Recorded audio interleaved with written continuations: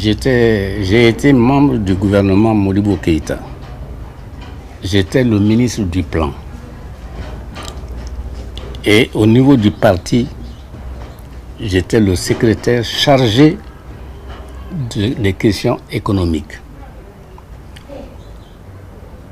Quand nous sommes arrivés au pouvoir, notre objectif c'était commun, connu, développer le pays dans la justice, par le travail, compter d'abord sur nous-mêmes. Nous avons élaboré un plan avec la collaboration de certains experts français. Il s'agissait, comme je vous l'ai dit, de développer le pays, la priorité à l'agriculture, l'industrialisation et naturellement l'école, la santé. Nous avons réalisé la grande réforme de l'enseignement. Nous avons réformé l'école héritée de la colonisation. Nous avons eu droit aux félicitations de l'UNESCO. Le directeur général de l'UNESCO est venu ici nous féliciter pour ce que nous avons fait. Planification, l'agriculture, nous avons voulu développer les cultures vivrières et diversifier l'agriculture, trouver d'autres créneaux pour exporter, mais appuyer surtout la production vivrière pour arrêter les famines, arrêter la faim. L'industrialisation, jusqu'ici, nos industries, les industries que nous avons édifiées demeurent. Ce sont les industries qui sont montrées à l'étranger qui visite le Mali. La Comatex de Ségou, une usine textile de 25 000 broches qui emploie 1700 travailleurs. La sucrerie, nous avons commencé avec la petite sucrerie de Dougabougou. Il y avait un ingénieur français qui nous a dit que la canne de bouche réussit chez nous, c'était traditionnel, mais pour ce qui est de la canne sucrière, il faut attendre des années. J'étais ministre du Plan et ministre de l'Agriculture. Je me suis séparé de lui et j'ai fait appel à la Chine.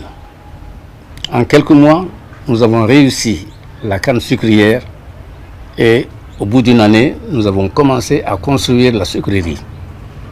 Aujourd'hui, le Mali a une grande sucrerie, Soukala, qui emploie en période de croisière jusqu'à 10 000 travailleurs. Ceux de la coupe, ceux du ramassage, c'est de l'industrialisation. En période ordinaire, 2500. Et nous avions l'intention de porter sa production au double. Nous avons également cherché à faire quelque chose au niveau du bétail. Nous avions construit des abattoirs frigos à Bamako, à Gao.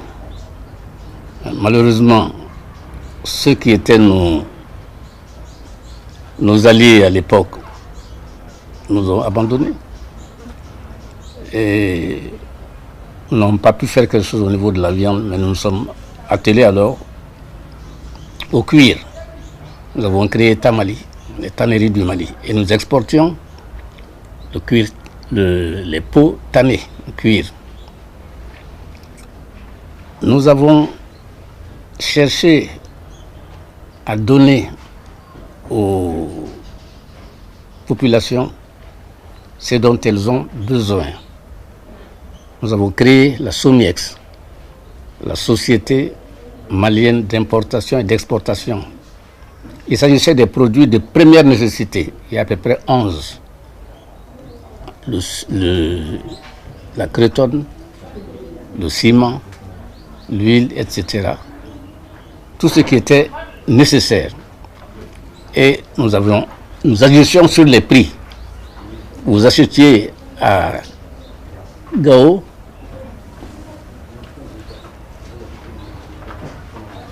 à Tombouctou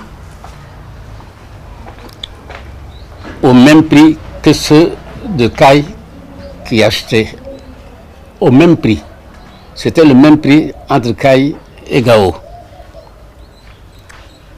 Nous avons fait naturellement les routes. Nous avons tout fait pour lier Bamako à ses voisins.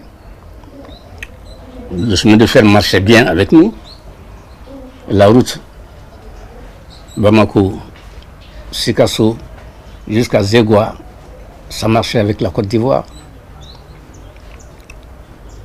Par Gao, ça marchait avec le Niger.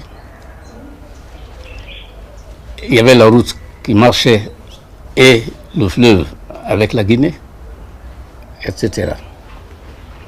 Mais notre souci a été de développer et l'agriculture et l'industrie avec l'école, la santé. C'était difficile parce que nous avions dit à la population qu'il fallait serrer la ceinture. Au départ, il n'était pas question de consommer, mais de produire d'abord et de manière à être autonome nous-mêmes.